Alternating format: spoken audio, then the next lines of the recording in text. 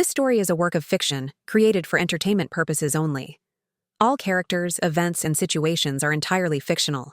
Any resemblance to real people or real events is purely coincidental. The Golden Throne of the Caelum Empire did not just represent authority. It was a monument to the chilling silence of a man who had forgotten how to feel the weight of a single soul. Emperor Caelum Valerius sat motionless, his gaze fixed on the courtyard below where the machinery of his own law was preparing to crush the life out of someone who had done nothing but exist.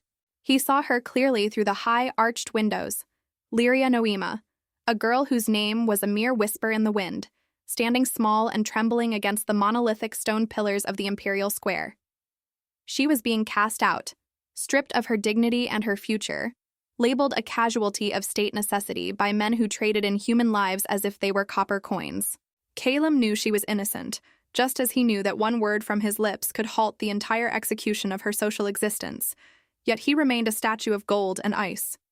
He watched the sunlight catch the tears she refused to let fall, feeling a strange, hollow ache in a chest he thought had turned to granite years ago. He was the most powerful man in the world, capable of leveling cities and commanding legions. Yet in this moment, he chose the cowardice of absolute neutrality, letting the girl be destroyed simply because the Empire demanded a sacrifice, and he was too weary to provide an alternative. As the sentence was carried out and the crowd's jeers rose like a foul tide, Lyria did something that Caelum had not expected. She looked up. Not at the judges, not at the executioners of her reputation, but directly at the high window where the shadow of the Emperor loomed. For a heartbeat that felt like an eternity, their eyes locked, hers filled with a devastating clarity that saw right through his crown, and his reflecting the sudden, terrifying realization that he was no longer just an observer. In that silent exchange, the power dynamic of the entire world shifted. She was the one losing everything, yet he was the one who looked impoverished.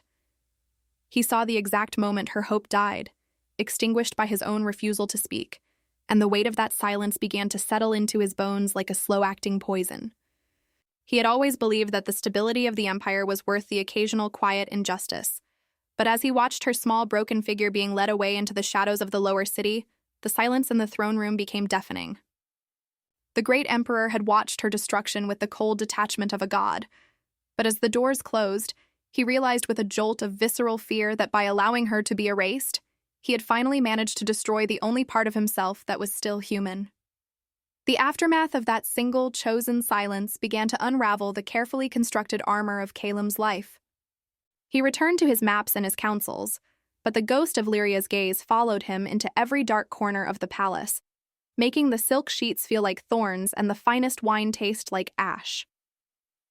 She was gone, discarded into the gutter of the empire he ruled, a ghost created by his own hand, yet she was more present in his mind than any living general or advisor. He found himself walking the battlements at night, staring down at the flickering lights of the slums where she had been sent to wither, haunted by the knowledge that his crown was bought with the currency of her suffering. He had spent 40 years building a legacy of perfection and order, only to find that it was all hollow because he had lacked the courage to protect a girl who had nothing but her breath. This was not a story of a hero saving a princess. This was the beginning of a slow, agonizing haunting, where a man who owned the world realized he was nothing more than a spectator to his own soul's demise. The empire remained standing, cold and magnificent. But as Caelum closed his eyes that night, he knew that the silence he had chosen was no longer a shield. It was his sentence, and the girl he had let break was the only one who held the keys to his redemption. Before we continue with this journey of power, silence, and redemption, please take a moment to subscribe to the channel. If you feel the weight of this story, leave a like and share your thoughts in the comments. Your support allows these voices to be heard. Now let us return to the shadows of the empire. The halls of the imperial palace were never truly empty, yet for Emperor Caelum, they had become a labyrinth of echoing solitude. In the weeks following the sentencing of Lyria Noema, the air in the throne room seemed to grow thinner, colder, as if the very stone was reacting to the ghost of his omission. He moved through his duties with a mechanical precision that unnerved his advisors, his face a mask of sculpted marble that revealed nothing of the storm brewing beneath the surface. Every document he signed, every decree he issued, felt like a heavy stone being added to a wall he was building around his own heart. He found himself looking at the empty space beside his throne, wondering how a man who held the fate of millions in his hands could feel so utterly powerless against the memory of a girl's brown eyes. The empire functioned perfectly, its gears turning with the ruthless efficiency he had spent decades perfecting, yet the silence he had once prized now felt like a predatory beast waiting for him in the dark. Lyria's existence in the lower districts was a slow, agonizing descent into a reality she had never known. Yet she bore it with a quiet, terrifying grace. She lived in a small, damp room where the walls wept with moisture, and the sound of the city's desperation was a constant companion. To the Empire, she was a non-entity, a ghost stripped of her lineage and her rights, forced to scavenge for the crumbs of a society that had turned its back on her. She worked in the garment district, her fingers raw and bleeding from the coarse fabrics, yet she never complained and she never looked back at the palace on the hill.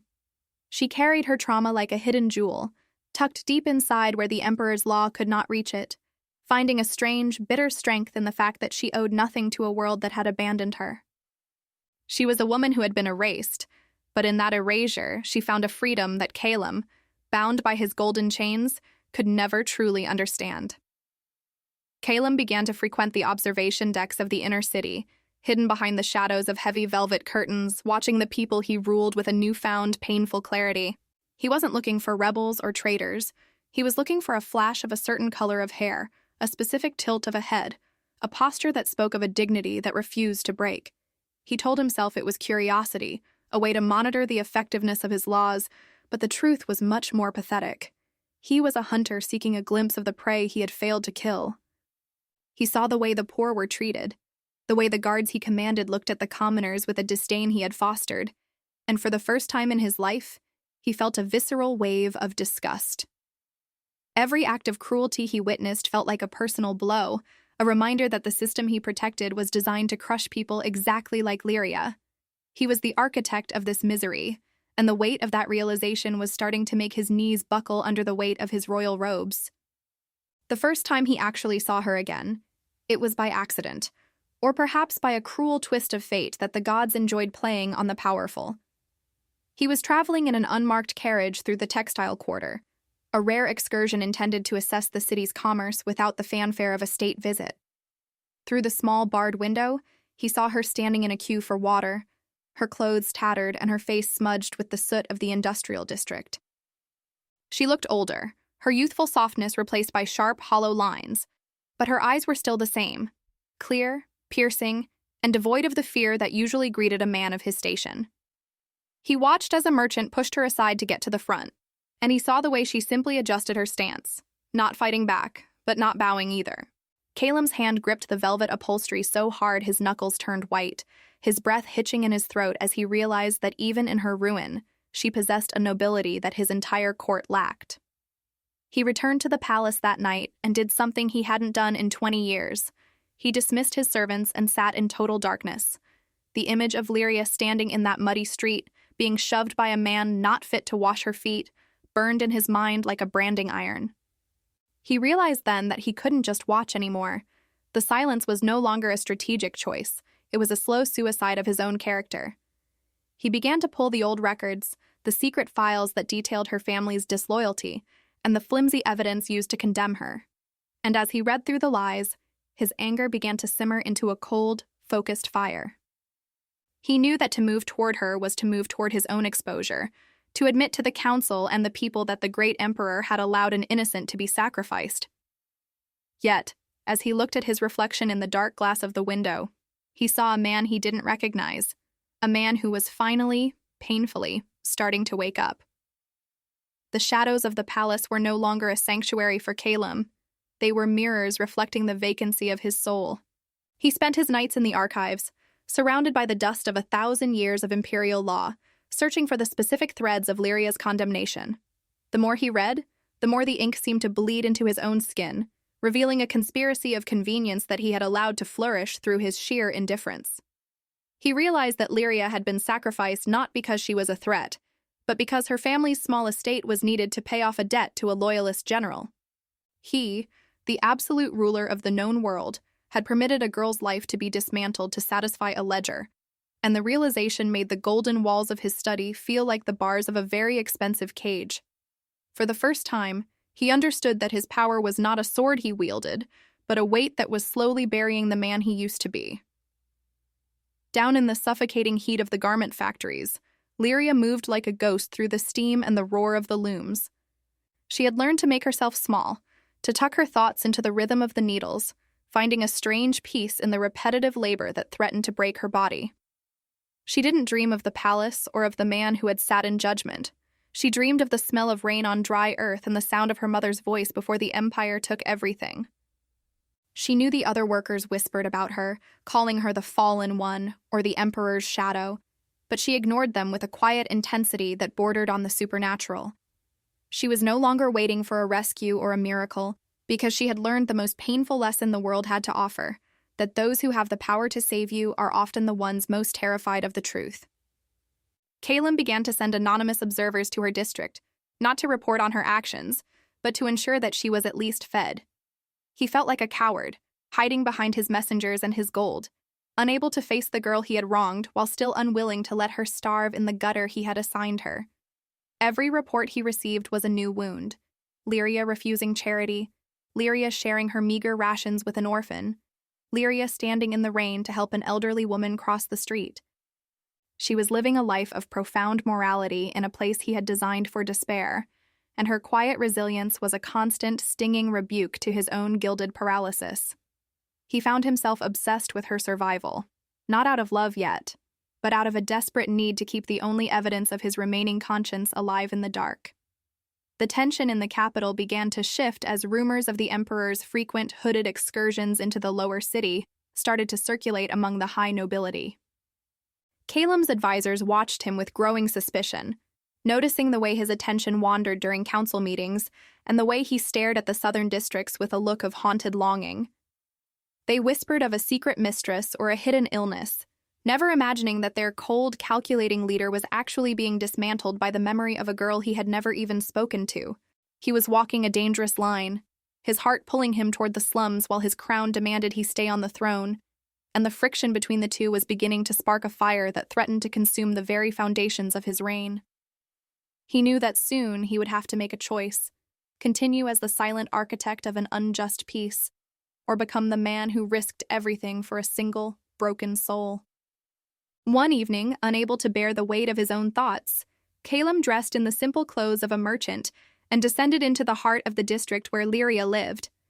The air was thick with the smell of coal smoke and desperation, a world away from the lavender-scented halls of the palace. He found himself standing outside the crumbling tenement where she resided, watching her silhouette against a dim candle in the window. He stood there for hours, a king standing in the mud, feeling a strange, terrifying sense of belonging in the shadow of her struggle.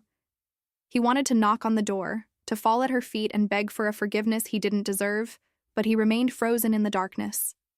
He was still the Emperor who watched in silence, but as a single tear escaped his eye and disappeared into the dirt, he knew that the silence was finally, irrevocably, beginning to break. The transition from distant observer to secret guardian began to erode Caelum's sanity, turning his palace into a tomb of regret. He could no longer sit through the grand banquets or listen to the hollow flattery of his court without seeing Lyria's hollowed cheeks and stained hands. His dreams were haunted by the image of her standing in the rain, a fragile light in a city of darkness he had helped create. He realized that his power was a paradox. He could move mountains, yet he felt incapable of moving toward a single woman to tell her he was sorry. The silence he had once used as a weapon of statecraft had now become a prison of his own making, and the bars were getting tighter with every breath he took. He was a man who had everything, yet he would have traded it all for one moment of the peace she seemed to carry in her suffering. Lyria, meanwhile, had become a silent pillar of the slums, a woman who spoke little but whose presence offered a strange, steady comfort to those around her. She didn't know that the bread which occasionally appeared on her doorstep was paid for with imperial gold, or that the guards who used to harass her had been moved to other sectors by a mysterious higher order. She simply existed, surviving on the edge of a world that had tried to erase her, unaware that the most powerful man in history was watching her every move with the intensity of a starving man.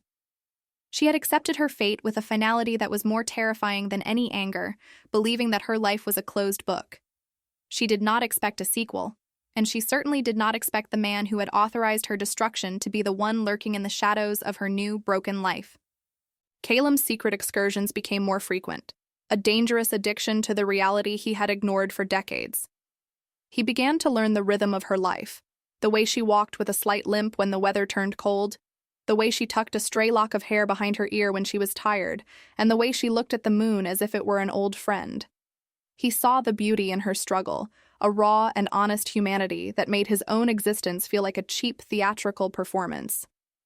He was falling in love not with a princess in a tower, but with the victim of his own cruelty, a realization that filled him with a self-loathing so deep it felt like a physical illness. He was a predator who had fallen in love with the scar he had left on his prey, and the moral weight of that contradiction was starting to shatter his mind. Back in the imperial court, the political climate was growing volatile as the nobility sensed the emperor's distraction. His rivals, men he had once kept under his thumb with a single look, began to whisper of his perceived weakness and his strange absences. They didn't know about Lyria, but they knew that Caelum Valerius was no longer the iron-fisted ruler who had forged the empire in blood and ice. They began to plot in the corners of the palace, sensing that the throne was becoming vulnerable, unaware that the emperor's weakness was actually a terrifyingly human awakening.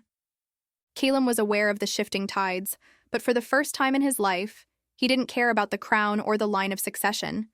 His world had shrunk to the size of a small, dimly lit room in the southern district, and his only goal was to find a way to bridge the chasm he had dug between them. The breaking point arrived on a night of bitter frost, when Caelum watched from the shadows as a group of local thugs, emboldened by the lack of visible authority, cornered Lyria in an alleyway. For a moment, the emperor was gone, and only the man remained, a man who felt a surge of protective fury that he hadn't experienced in a lifetime. He stepped out of the darkness, his hand instinctively reaching for a sword he wasn't wearing, his voice a low growl that carried the authority of 1,000 years of kings. The thugs froze, not recognizing his face, but feeling the sheer crushing weight of his presence, a power that surpassed mere physical strength. As they fled into the night, Caelum found himself standing mere feet from the girl he had let the empire destroy, his heart hammering against his ribs like a trapped bird. She looked at him, her eyes widening in slow, agonizing recognition, and the silence between them was finally, violently, shattered. The air in the narrow alleyway felt thick, charged with the sudden, violent collision of two worlds that were never meant to meet again.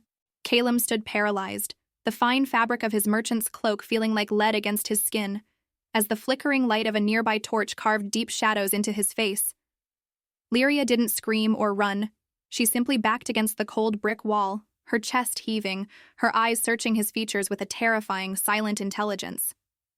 In that moment, the emperor felt more exposed than if he had been stripped naked in front of his entire senate.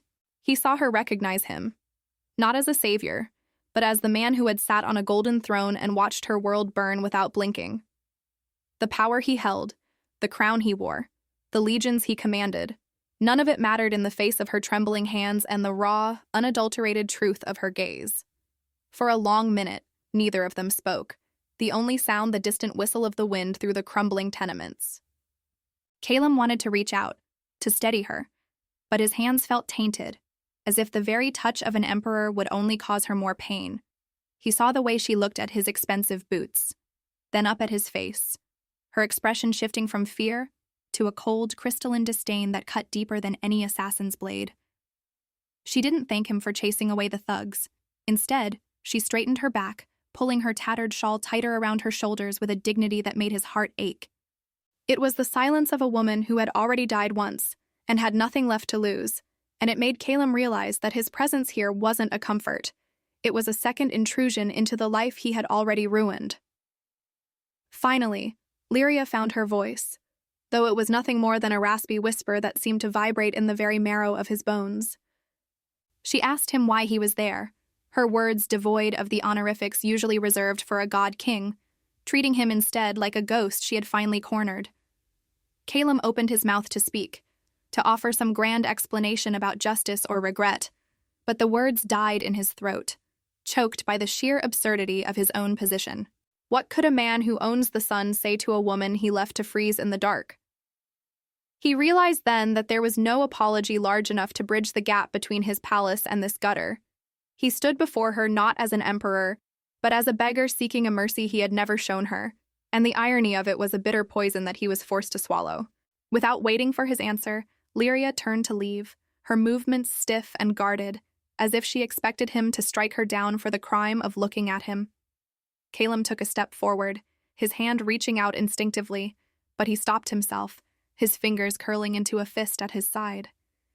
He watched her walk away into the darkness, her small frame swallowed by the shadows of the empire he built, and for the first time in his life, he felt the true weight of his crown. It wasn't heavy because of its gold or its history. It was heavy because it had made him blind to the humanity of the people beneath it. He had followed her here to satisfy his own guilt, but he left feeling 1,000 times more wretched, knowing that he was the monster in her story, no matter how much gold he secretly funneled into her district. He returned to the palace that night a changed man, his silence no longer one of indifference, but one of profound internal war. He walked through the marble halls, past the bowing guards and the flickering lamps, feeling like an imposter in his own home. Every luxury he touched, the silk hangings, the silver platters, the soft carpets, now felt like a stolen treasure, a debt he could never repay. He went to his private balcony and looked out over the city, his eyes searching for the specific patch of darkness where Lyria lived. He knew that their encounter had changed everything. He could no longer pretend to be the detached ruler of a perfect system. He had seen the face of his failure, and he knew that if he didn't find a way to make it right, the empire wouldn't be the only thing that crumbled. His soul would go with it. The following morning, the atmosphere in the imperial council chamber was suffocating, as if the emperor had brought the chill of the slums back with him. Caelum sat upon his throne, but he did not listen to the reports on grain taxes or border skirmishes. His mind was trapped in that narrow alleyway, replaying the way Lyria had looked at him. He realized that for years he had treated his subjects as a collective mass, a sea of faces to be managed and controlled, never stopping to consider the individual hearts beating beneath the statistics. The council members exchanged worried glances, noting the way their leader's hand rested heavily on the arm of the throne, his eyes dark with a contemplative fury. He was no longer the silent observer they could predict. He was becoming a man possessed by a singular, dangerous realization that his greatest victory was actually his most profound moral defeat. In the days that followed, Caelum did something that shocked his inner circle. He ordered a small, inconspicuous house in the Middle District to be prepared, claiming it was for a high-value state witness. In reality, he was creating a bridge, a way to pull Lyria out of the filth without the fanfare of a royal decree that would expose her to his enemies. He knew that simply bringing her to the palace would be a death sentence, as the vipers in his court would tear her apart to get to him. He had to be subtle, a guardian acting from the shadows, using his absolute power to weave a web of protection around her that she wouldn't even recognize as his. He was learning that true power wasn't in the ability to destroy, but in the delicate, agonizingly slow process of rebuilding a life he had once considered disposable. Lyria, unaware of the Emperor's clandestine maneuvers, found herself being offered a position as a private seamstress for a wealthy merchant family in the Middle District. The offer was too good to be true. A clean room, regular meals, and a salary that would allow her to finally stop breathing the soot of the factories. She suspected a trap, her time in the gutter having taught her that kindness in the Caelum Empire usually came with a hidden price. Yet when she arrived at the house, she found no guards, no imperial seals, only an elderly housekeeper who spoke to her with a gentleness she hadn't felt in years. She moved into the sun-drenched room with a sense of profound wariness, her eyes constantly darting to the windows, waiting for the other shoe to drop, unaware that the shadow of the man she loathed was the very thing keeping the world at bay. From his high balcony, Caelum watched the reports of her relocation with a mixture of relief and agonizing longing. He wanted to visit her, to sit in the same room and simply watch her breathe without the fear of thugs or hunger, but he knew his presence was a toxin. He was the man who had authorized her ruin, and every time she saw his face, she would be reminded of the moment her life was stolen. He found himself trapped in a new kind of silence, a self-imposed exile from the person he cared for most. He would spend his evenings reading by the fire, his thoughts drifting to the Middle District, imagining her hands working on soft silk instead of rough burlap. He was a king who had built a sanctuary for a woman who would likely never forgive him, and the irony of his situation was a constant, dull ache in his chest. The distance between them was no longer measured in miles, but in the layers of guilt and trauma that Caelum had spent years accumulating. He began to send her small, anonymous gifts, not jewels or gold, but things he had learned she missed. A specific type of tea from her homeland, a book of poetry her father had once owned, a bouquet of wildflowers that grew only in the high meadows. He watched from afar as she received these items, seeing the way she touched the book with trembling fingers, her eyes filling with a confused, painful hope. She didn't know who was sending them, but she felt the presence of a silent protector, a ghost who seemed to know the secret language of her heart. Caelum realized that while he couldn't buy her forgiveness, he could at least provide the pieces of the life he had shattered, one small fragment at a time. The sanctuary Caelum had built for Lyria was a masterpiece of invisible engineering, a gilded cage where the bars were made of protection rather than iron. He spent his days governing a world that felt increasingly alien to him, his mind always tethered to that small house in the Middle District. He began to neglect the grand strategies of expansion and conquest, focusing instead on the minutiae of her safety. He personally reviewed the schedules of the guards he had stationed, hidden in plain clothes, around her perimeter, ensuring that not even a stray shadow could touch her without his knowledge. He was a man who had once commanded the tides of history, now reduced to a silent sentinel, guarding the peace of a woman who didn't even know he was there. The power that had once felt like a weapon now felt like a fragile glass shield, held up by his own bleeding hands. For Lyria, the sudden shift in her fortune was not a comfort, but a source of profound, growing anxiety. She walked through the clean, quiet halls of her new home, feeling like a thief in a temple. The books, the tea, the flowers, they were all ghosts of a life she was never supposed to have again. She began to stay up late into the night, sitting by the window and watching the street, sensing a presence that she couldn't name. She felt a gaze upon her, a heavy, familiar weight that reminded her of the moment in the alleyway when the world had frozen. She knew, with a chilling certainty, that her benefactor was not a merchant or a distant relative, but the man who had watched her fall from his high window. This realization didn't bring her joy.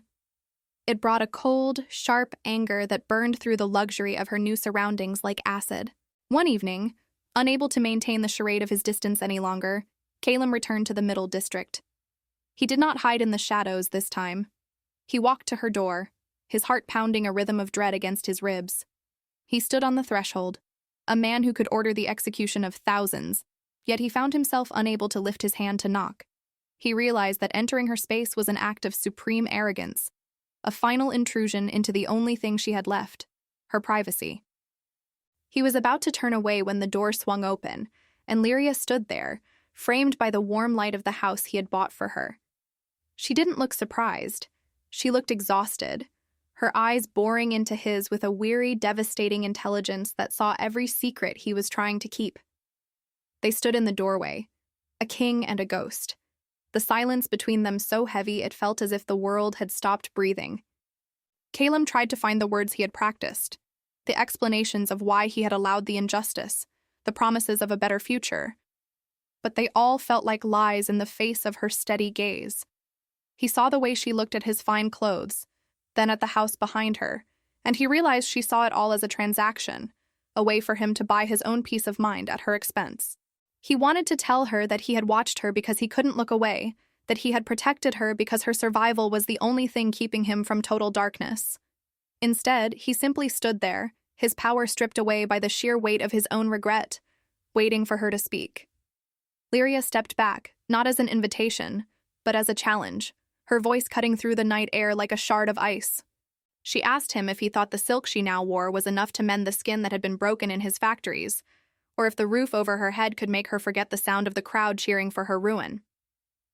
Caelum felt the words hit him like physical blows, each one a testament to the damage he had done with his silence. He realized then that he had been trying to fix a tragedy with a checkbook, failing to see that what she needed wasn't charity, but the one thing he was terrified to give, the truth of his own cowardice. He looked at her, truly looked at her, and for the first time in 40 years, the great emperor spoke not to a subject but to a human being, his voice trembling with a vulnerability that would have terrified his generals. Caelum stepped into the warm glow of the foyer, but he felt as though he were walking onto a battlefield where he was the only one without armor. He told her, in a voice that was barely a whisper, that he had no right to be there, and that no amount of gold could ever serve as a bridge over the ocean of his own failures.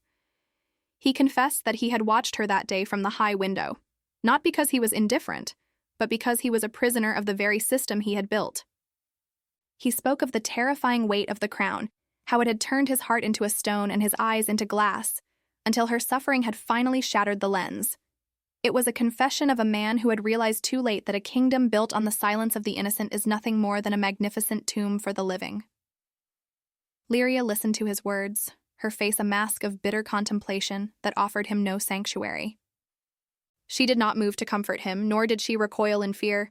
She simply stood her ground, letting his words hang in the air like the smoke from a dying fire. She asked him why it took her destruction to make him see his own humanity, and why the blood of the invisible was the only thing that could stain the hands of an emperor. Her voice was steady, but Caelum could see the tremor in her fingers, the physical manifestation of a trauma that he had personally authorized. He realized that his confession, while cathartic for him, was just another weight for her to carry, another reminder that her life had been a mere catalyst for his moral awakening. The room felt small, the luxury he had curated for her now feeling like an insult to the rawness of their shared history. Caelum looked at the book of poetry he had sent her, sitting on a side table, and felt a surge of shame for thinking a few verses could replace the years he had stolen. He told her that he didn't expect forgiveness, and that he didn't even deserve her pity, but he promised that he would spend the rest of his life ensuring she was never invisible again. He wasn't talking about titles or riches, but about the fundamental right to be seen as a person of worth. He saw a flicker of something in her eyes then, not quite forgiveness, but a recognition of his sincerity that was far more painful to witness. As the night deepened, the emperor and the girl sat in the quiet house, two people separated by a throne but united by a wound that refused to heal. They didn't talk of the future or the empire, but of the small things. The way the light hit the cathedral at dawn, the sound of the wind in the high grass of the provinces. For the first time, Caelum wasn't performing for a court or managing a crisis. He was simply existing in the presence of someone who knew the worst parts of him and hadn't looked away. He felt the cold, hard shell of his identity beginning to flake away, leaving behind a man who was frightened, tired, and desperately seeking a way to be better than he was. It was the beginning of a conversation that would take a lifetime to finish, a slow weaving together of two broken threads. Before he left, Caelum paused at the door, his shadow stretching long across the floor he had paid for. He told her that she was free to leave, that the guards were there only to protect her and would escort her anywhere she wished to go, even if it was far beyond the reach of his empire. He was giving her back the agency he had stripped away, even though the thought of her disappearance felt like a physical tearing of his heart. Lyria looked at him for a long time, her gaze lingering on the man beneath the emperor, and for the first time, she didn't look at him with disdain. She looked at him with a weary, cautious curiosity, a sign that perhaps, in the wreckage of their past, something new and fragile was starting to take root. The days that followed were marked by a heavy, expectant stillness that stretched from the middle district to the very heart of the palace. Caelum returned to his duties, but the iron resolve that had once defined his reign was gone, replaced by a contemplative silence that his enemies mistook for weakness. He found himself standing in the center of the throne room, looking at the intricate mosaics on the floor and seeing only the patterns of the lives he had stepped over to maintain his height. Every decision now passed through a new painful filter. He asked himself not what was good for the empire, but what was just for the individual. This internal shift was subtle, yet it radiated outward, causing a friction in the court that felt like the precursor to a storm. He was no longer a machine of state. He was a man struggling with a conscience that had been dormant for too long. Lyria did not leave the house, though the door remained unlocked and the guards stayed out of her sight. She found herself wandering the rooms, touching the high-quality linens and the polished wood, trying to reconcile the man who had abandoned her with the man who had stood in her doorway and trembled. She realized that by staying, she was engaging in a different kind of battle, not one of survival, but one of reclamation. She began to use the resources he provided to help others in the district, quietly funneling food and medicine to the families she had left behind in the factories. She was building a shadow empire of her own, one founded on the empathy that Caelum had only just begun to discover. She was no longer a victim waiting for a sign. She was a woman taking the tools of her oppressor and using them to heal the wounds he had inflicted. Caelum was aware of her activities, and rather than feeling threatened, he felt a profound sense of pride that burned hotter than any military victory. He began to secretly authorize her charitable acquisitions, ensuring that the warehouses were always full and the merchants were paid double to remain silent. He was becoming her silent accomplice, a king who used his vast treasury to fund a quiet revolution led by the very person he had tried to erase. This secret partnership, though conducted without words, became the most meaningful connection of his life. It was a bridge built on shared action rather than empty promises, a way for them to communicate across the social chasm that still separated their daily lives. He was learning that power was only truly valuable when it was used to empower those who had been left in the dark. However, the shadows of the empire were never truly empty, and the nobility began to grow restless with the emperor's perceived softness. Rumors of his secret visits to the Middle District and the strange flow of imperial goods into the slums began to coalesce into a dangerous narrative of betrayal. A faction of high-ranking generals and aristocrats, led by the same men who had orchestrated Lyria's ruin, started to meet in secret, plotting to save the empire from a leader they believed had lost his mind. They saw Caelum's burgeoning humanity as a fatal flaw, a crack in the armor that they could exploit to seize control. The very system Caelum had spent his life perfecting was now turning its cold, mechanical gaze upon him, viewing his newfound compassion as a virus that needed to be purged. One afternoon, a message was delivered to the palace. Not a formal petition, but a coded threat hidden within a report on border security.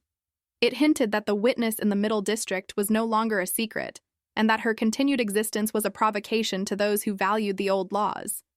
Caelum felt a cold, familiar dread settle in his stomach, but this time it was accompanied by a white-hot spark of protective fury. He realized that the peace he had built for Lyria was a fragile illusion, and that as long as he wore the crown, she would always be a target for those who sought to hurt him. The silence of the past was no longer an option. He was being forced into a confrontation where he would have to choose between his empire and the woman who had taught him how to feel. The threat against Lyria acted like a catalyst, turning Caelum's internal guilt into an external fire. He sat in his war room, surrounded by maps of a world he no longer wished to conquer, and realized that his previous silence had been his greatest sin. He summoned his most loyal captain, a man who had bled for the throne but still remembered the meaning of honor, and gave an order that deviated from every imperial protocol. He didn't ask for a silent assassination or a political compromise. He commanded a full, visible escort for a guest of state from the Middle District to the palace. It was a declaration of war against his own court, a public admission that the woman they had tried to bury was now under his personal protection. He was done hiding in the shadows of his own making, and the air in the palace grew heavy with the scent of an impending storm. Lyria was in the small garden of the house when the imperial carriage arrived, not as a symbol of arrest, but as a gilded refuge. She saw the soldiers in their ceremonial black and gold, their spears held at attention, and for a moment, the old terror flared in her chest. But when the captain stepped forward and knelt before her, offering the emperor's personal signet as a guarantee of her safety, she felt a strange, cold clarity. She realized that the man who had watched her fall was now begging her to stand beside him at the center of the world's scrutiny. She didn't have to go. She could have fled into the night and disappeared forever. But as she looked at the palace gleaming on the hill, she knew that true redemption required facing the monster in its lair. The journey through the city was a spectacle of tension, the commoners whispering and the nobles peering through their shuttered windows as the ghost of the slums was carried toward the throne. Inside the carriage, Lyria felt the weight of every gaze, but she refused to hide her face behind the silk curtains. She watched the streets where she had scavenged and the factories where she had bled, feeling a surge of defiant pride that she had survived despite the man who was now bringing her home. She wasn't entering the palace as a consort or a servant. She was entering as a living accusation, a reminder of every lie the empire was built upon. She was the crack in the foundation, and as the heavy iron gates of the inner sanctum swung open, she prepared herself to meet the man who had finally broken his silence. Caelum stood at the top of the grand staircase, his imperial robes feeling more like a shroud than a garment of power. When the carriage door opened and Lyria stepped out, the breath left his lungs in a ragged gasp. She looked small against the vastness of the marble courtyard, yet her presence seemed to dwarf the towering statues of his ancestors. He didn't wait for her to be brought to him.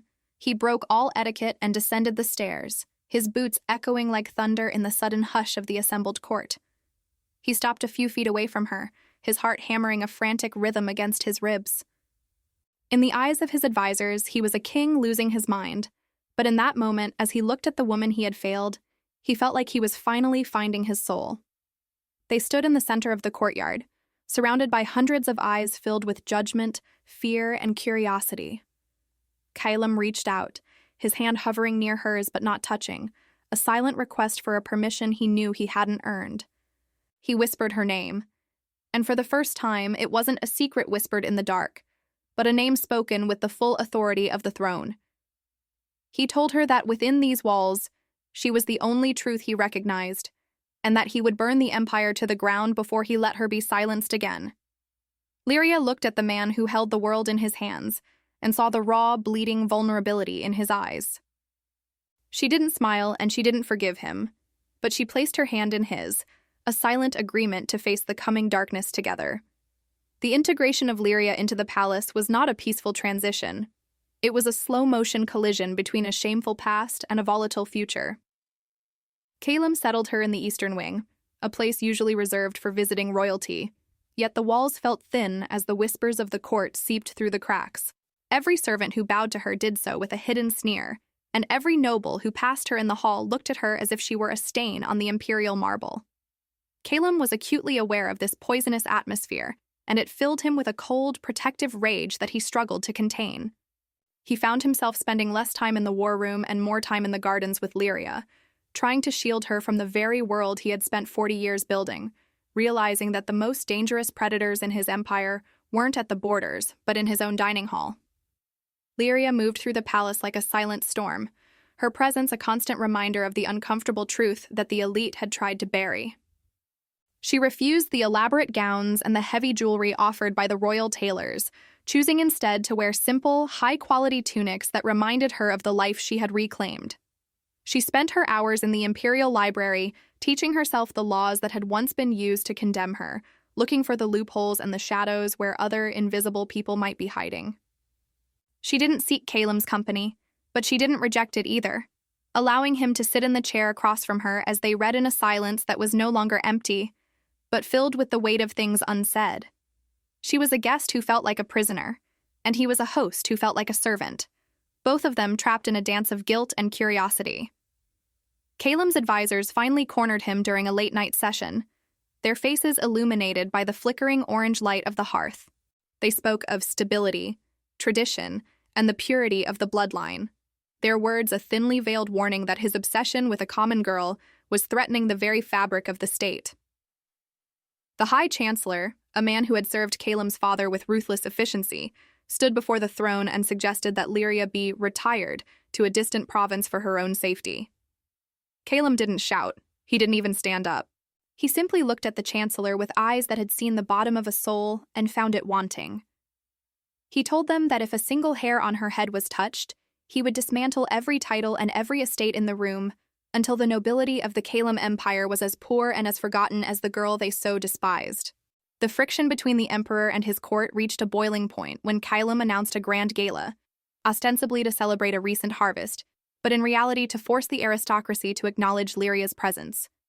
He knew it was a gamble, a public provocation that would either solidify his authority or provide his enemies with the excuse they needed to strike. He went to Lyria's rooms that evening, finding her standing on the balcony and looking out at the city lights. He asked her to walk into the ballroom with him, not as a concubine or a curiosity, but as his equal. He told her that he needed her strength, that the man on the throne was a coward without the woman from the slums to remind him what was real. Lyria didn't answer for a long time, her gaze fixed on the distant glow of the garment district until she finally turned and nodded, her face set in a mask of grim, beautiful determination. The night of the gala, the palace was a sea of silk, gold, and hidden daggers. When the doors to the grand ballroom swung open, the music died instantly, leaving a silence so heavy it seemed to vibrate the crystal chandeliers. Caelum appeared at the top of the stairs, dressed in the austere black of a commander, but all eyes were on the woman beside him. Lyria walked with her head held high, her hand resting lightly on his arm, her simple dress a stark contrast to the peacock-like displays of the court. As they descended the stairs together, the emperor felt the shift in the room, a wave of pure, concentrated hatred from the front rows of the nobility.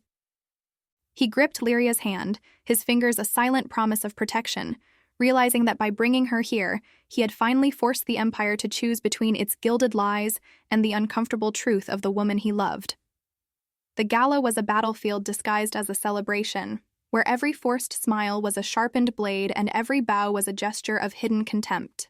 Caelum led Lyria through the crowd, feeling the heat of 1,000 judgmental eyes burning into his back, but he did not falter. He watched the High Chancellor's face turn a sickly shade of gray as the Emperor forced the most powerful men in the land to acknowledge a woman they had once condemned to the gutter. For Lyria, the opulence of the room felt like a suffocating dream. The scent of expensive lilies and heavy perfumes made her long for the honest smell of rain and wet stone. She could feel the tremors in Caelum's arm, not of fear, but of a man holding back a tidal wave of fury, and she realized that for the first time in his life, the great emperor was truly afraid of losing something that wasn't a territory or a crown. Midway through the evening, the tension finally snapped when a young duke, emboldened by wine and the quiet approval of his peers, made a loud, disparaging comment about the stench of the slums infecting the imperial air. The music stopped as if a throat had been cut, and the room went deathly silent as Caelum turned his gaze toward the offender. The air seemed to drop 10 degrees, and for a moment the emperor was the cold, unfeeling god he had been for 40 years, his eyes promising a swift and absolute end. He stepped toward the man, his hand resting on the hilt of his ceremonial sword, but before he could speak, Lyria's hand tightened on his arm. She didn't want a public execution to mark her introduction to this world. She didn't want more blood on the hands that were trying to reach for her. Lyria stepped forward, her voice quiet but carrying to every corner of the silent hall, and addressed the Duke directly. She didn't defend herself or her origin. Instead, she spoke of the hands that built the very palace they stood in, the invisible labor that provided the silk on their backs, and the wine in their glasses. She told them that the stench they feared was nothing more than the scent of the truth they had worked so hard to ignore. The nobility stared at her, stunned not by her words, but by the fact that she dared to speak at all, her dignity making their expensive jewels look like cheap glass. Caelum watched her with a look of such profound, naked adoration that several ladies of the court gasped, realizing in that moment that the emperor wasn't just protecting a victim, he was worshipping a queen. The night ended not with a toast, but with a strategic retreat of the nobility, who slipped away into the shadows of the corridors to whisper of treason and coups. Caelum and Lyria were left alone in the massive, echoing ballroom, surrounded by half-empty glasses and dying candles. He turned to her, the mask of the emperor finally crumbling, and asked if she was all right, his voice thick with a vulnerability he only showed to her. Lyria looked at the empty throne at the end of the hall and then back at him, seeing the exhaustion etched into the lines of his face. She told him that she was fine, but that the empire was not, that by choosing her, he had officially declared war on the world he knew. Caelum took her hand, his thumb tracing the scars on her knuckles, and told her that he had never felt more at peace with a battlefield in his life. As they walked back to the eastern wing, the silence between them was no longer a barrier, but a shared sanctuary. Caelum knew that the morning would bring reports of dissent, and perhaps even the first stirrings of a rebellion, but as he stood at the door of her chambers, he felt a strange, terrifying joy. He realized that the safety of his previous life was a lie, a comfortable cage that had kept him from ever truly living. He told Lyria goodnight, his heart aching with the things he still couldn't say, and she watched him walk away, her own heart beginning to thaw in a way that frightened her. They were two people standing on the edge of a precipice, the entire weight of an angry empire behind them, and for the first time, neither of them was looking at the ground. The morning after the gala brought a silence to the palace that felt more like a bated breath than a peace. Caelum sat in his private study, watching the sunlight crawl across the floor, but his mind was tracing the movement of his enemies. The reports from his spies were unanimous. The High Chancellor had held a secret assembly in the dead of night, and the nobility was calling for a regency of virtue to replace the emperor they deemed compromised. Caelum felt a strange, cold detachment as he read the names of the men he had once trusted, men who had shared his bread while planning his ruin. He realized that the Empire was a monster of his own creation, a machine designed to prioritize power over life, and now that he had chosen a life over power, the machine was preparing to grind him into the dust alongside Lyria. Lyria spent the day in the library, but the words on the pages blurred before her eyes as the atmosphere in the palace shifted from cold to predatory. She could feel the way the guards looked at her now, not with curiosity, but with the hollow eyes of men waiting for a command to strike. She knew that she was the catalyst for the coming storm, the grain of sand that had jammed the gears of a 1,000-year-old clock. For the first time, she felt a flicker of fear, not for herself, but for the man who was risking a world to keep her near. She wondered if she was worth the blood that would inevitably be spilled, or if her presence was just another form of destruction, a slow-acting poison that would leave the Empire a hollow shell. She felt the weight of Caelum's guilt becoming her own, a shared burden that bound them together more tightly than any affection ever could. As the sun dipped below the horizon, the first signs of the crisis manifested. A group of palace guards, led by a captain loyal to the Chancellor, attempted to block the entrance to the eastern wing, claiming they had orders to secure the guest for her own safety. Caelum arrived before the situation could escalate into violence, his presence alone enough to make the soldiers' hands tremble on their spears. He didn't raise his voice, but the way he looked at the captain, a man he had personally decorated for bravery, was more devastating than a physical blow. He told them that the only safety they should be concerned with was their own. For if a single door was barred without his word, he would treat it as an act of high treason. The soldiers stepped back, but the defiance in their eyes was a clear sign that the Emperor's word was no longer absolute law. Caelum retreated to Lyria's chambers, finding her standing by the window, her silhouette a fragile line against the darkening sky. He told her the truth that the council had demanded her exile and that his refusal had set a coup in motion. He didn't sugarcoat the reality. He told her that they were likely entering the last hours of his reign as they knew it. He saw the way she gripped the stone windowsill, her knuckles white, and he expected her to demand he send her away to save himself. Instead, she turned to him and asked if he regretted it, if the sight of his crumbling throne was worth the price of a girl who had no love for his crown. Caelum walked toward her, the distance between them closing until he could feel the warmth of her breath, and told her that he had spent 40 years ruling a graveyard, and he would rather die as a man beside her than live another day as a god in a tomb. The night air was suddenly shattered by the sound of the great bell in the cathedral, a tolling that signified a state of emergency. From the balcony, they could see torches flickering like a sea of angry stars in the city below, and the sound of marching boots began to echo through the palace courtyards. The High Chancellor had moved faster than Caelum anticipated, calling upon the city watch to protect the crown from its own madness. Caelum looked at Lyria, his hand instinctively going to the small hidden dagger at his waist, his heart a drum of war. He realized that the choices of the past had finally caught up to the present, and that the only way forward was through a fire that might consume them both.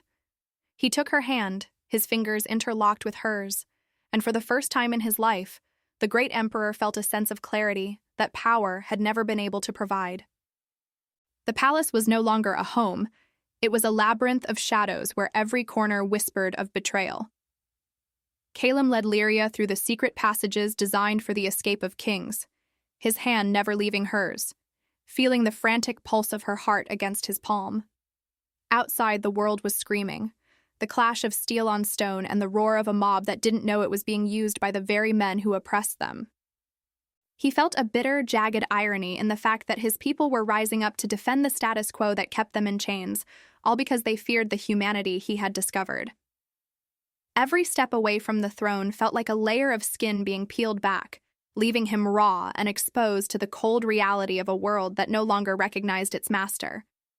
They emerged into the lower levels of the palace, where the air was thick with the scent of damp earth and ancient dust.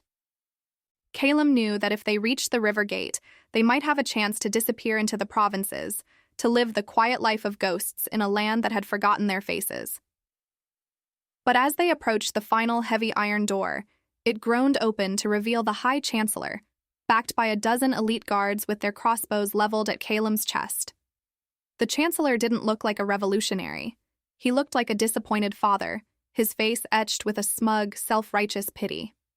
He told Caelum that the Empire could survive a tyrant, and it could survive a fool, but it could never survive a romantic who traded the security of the realm for the life of a shadow. Lyria stepped forward then, moving in front of Caelum as if her small, fragile frame could act as a shield against the bolts of the crossbows. She looked at the Chancellor not with fear, but with a profound, weary understanding of his soul. She told him that he wasn't protecting the Empire, he was protecting his own right to be cruel without consequence. Her voice, though soft, seemed to fill the narrow corridor, making the guards hesitate as they saw the same unwavering dignity that had once shamed the nobility in the ballroom. She was a woman who had been destroyed by their laws and yet stood before them unbroken, a living testament to the failure of their power. Caelum felt a surge of pride so intense it felt like a physical weight, realizing that even in this moment of total defeat, she was the one who was truly unconquerable. The Chancellor's face contorted with a flicker of genuine hatred, and he signaled for the guards to fire. In that heartbeat, Caelum didn't think of his legacy or his ancestors. He thought only of the warmth of Lyria's hand. He threw his weight against her, spinning them both toward the cover of a stone pillar as the iron bolts hissed through the air like angry hornets. The sound of the heavy door slamming shut echoed like a death knell, trapping them in the dark with the men who wanted them dead. Caelum felt a sharp, hot sting in his shoulder, the world blurring at the edges as the poison of a shallow wound began to seep into his blood. He looked at Lyria in the dim light, seeing the terror in her eyes, and for the first time the great emperor felt the true, cold touch of mortality. As the guards moved in for the final strike, the air was suddenly split by a different sound. Not the polished march of imperial soldiers, but the chaotic, thunderous roar of the people from the garment district. The commoners, led by the very workers Lyria had helped from the shadows, had breached the lower gates, driven by a desperate, newfound loyalty to the woman who had seen them when no one else would. The Chancellor's men found themselves caught between a dying emperor and a living revolution, their discipline shattering in the face of a mob that had nothing left to lose. In the chaos, Caelum felt Lyria's arms wrap around him, pulling him back from the edge of the darkness, her voice a steady, rhythmic prayer that kept his heart beating. The Empire was falling, the throne was burning, and in the middle of the wreckage, the man who had watched in silence was finally being saved by the woman he had let be destroyed. The chaos of the lower levels was a symphony of vengeance and liberation. The workers, with hands calloused by the very looms Caelum had taxed, fought with a ferocity that no trained soldier could match. They didn't fight for a crown or a piece of territory. They fought for the woman who had shared her bread when the Emperor's law had left them to starve. The High Chancellor was swept away in the tide of the crowd, his refined protest drowned out by the roar of the invisible made visible. Caelum slumped against the cold stone wall, his vision swimming as the poison in his shoulder began to dull the world into a gray haze. He watched through half-closed eyes as Lyria stood at the center of the storm, not as a victim, but as the eye of the hurricane, her presence grounding the very people the Empire had tried to break. Lyria knelt beside him, her hands trembling as she tore a strip of her own tunic to bind his wound. The gold embroidery of his robes was now stained with a deep, visceral red, the blood of an emperor mixing with the dirt of the underground. She whispered to him, her voice a lifeline in the growing dark, telling him that he couldn't leave her now, not after he had finally learned how to stay. Caelum looked up at her, seeing the smudge of soot on her cheek and the fierce, protective light in her eyes, and he realized that this was the moment of his ultimate judgment. He had allowed her to be destroyed in the light of day, yet here she was, holding his life together in the darkness of a crumbling palace. The irony was a bitter, beautiful pill that he swallowed with a jagged breath. Around them, the palace was being reclaimed by the people it had once ignored. The grand tapestries were being pulled down, the silver was being seized, and the echoes of the old regime were being replaced by the frantic, honest noise of survival. Caelum felt the weight of his crown, not the physical one he had lost in the scuffle, but the symbolic one that had kept his heart in a cage for 40 years. He reached out with his good hand, his fingers brushing Lyria's cheek, and for the first time there was no empire between them. There was no emperor, no subject, no power, and no debt. There were only two people in the wreckage of a world, one seeking a forgiveness he didn't deserve, and the other offering a mercy that was the only true law left. The soldiers who had remained loyal to Caelum's person, rather than his title, began to form a protective circle around them, keeping the more violent elements of the mob at bay. They saw their leader not as a fallen god, but as a man who had finally bled for something real. The captain of the guard approached, his armor dented and his face weary, and asked for orders. Caelum looked at Lyria, deferring the power he had once wielded with such cold certainty. He realized that the empire as he knew it was dead, and that any future built on its bones would have to be written in her voice. He whispered that the only order was to survive, to get the injured to safety, and to let the fires of the old world burn themselves out. As they were lifted and carried toward the exit, the first light of dawn began to bleed through the high, shattered windows of the palace. The city below was still on fire, but the screams had turned into a low, rhythmic chant of hope. Caelum leaned into Lyria's strength, his consciousness flickering like a dying candle, but he felt a strange, profound lightness. He had lost his throne, his status, and the absolute safety of his silence. But as he felt Lyria's hand tighten around his, he knew he had gained the only thing worth having. The great emperor was no more, and the woman who was left to be destroyed was now the only one with the power to rebuild. They were stepping out into a world that was broken, bleeding, and free, ready to face the first day of a history they would write together. The transition from the ruins of the palace to the quiet sanctuary of the countryside was a blur of fever and whispered promises. Caelum spent weeks drifting in and out of consciousness in a small farmhouse far from the smoke of the capital, his body fighting the poison while his mind relitigated every moment of his silent reign.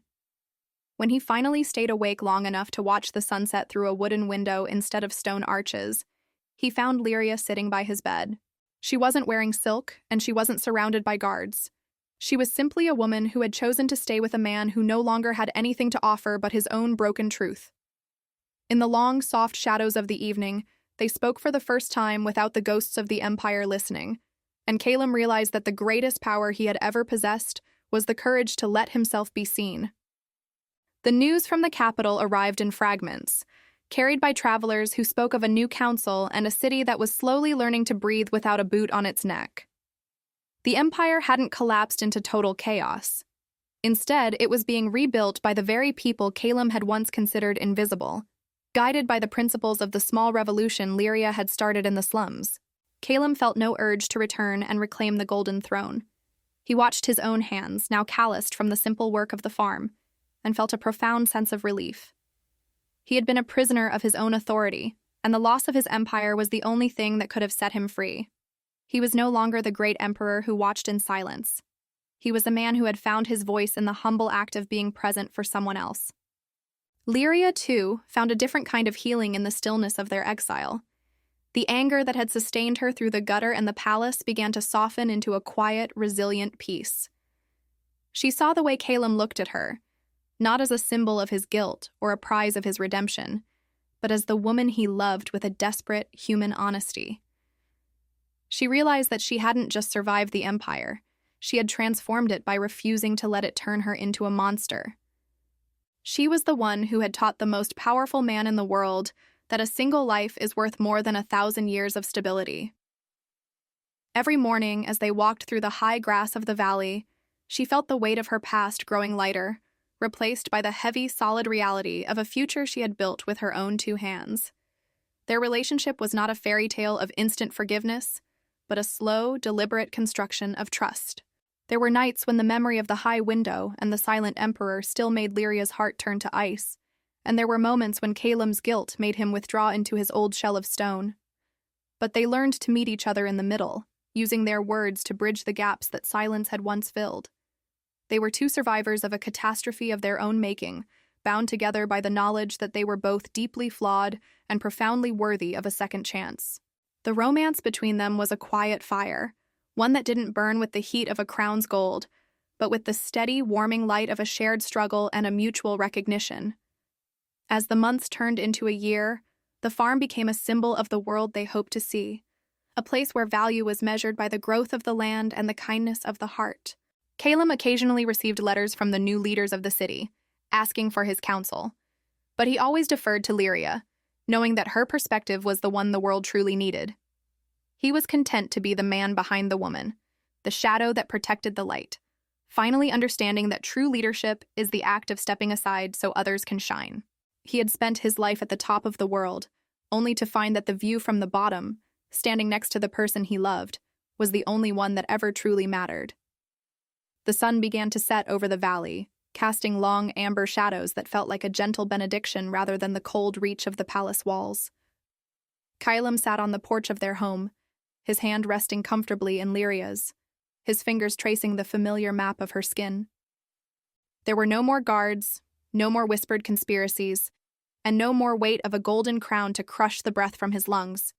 He looked at the woman beside him, the woman he had once watched from a distance with a heart made of stone, and he felt a surge of gratitude that was almost painful in its intensity.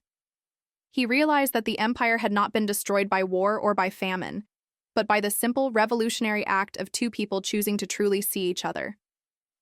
The silence that had once been his weapon was now a shared peace, a quiet space where they could exist without the need for performance or power. Lyria leaned her head against his shoulder, her gaze fixed on the first few stars appearing in the deepening blue of the sky. She thought of the girl who had stood in the imperial square, waiting for a destruction that seemed inevitable, and she wished she could tell her that the end of the world was actually the beginning of her life. She was no longer a casualty of a system or a ghost in the slums.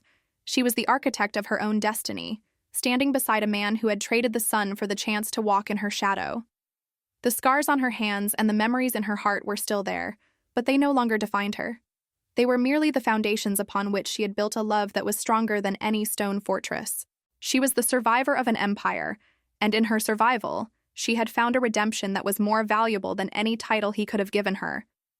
As the last light of day vanished, leaving the valley in a soft, starlit glow, Caelum turned to Lyria and spoke her name, his voice filled with a reverence that only comes from a man who has lost everything to gain the only thing that matters.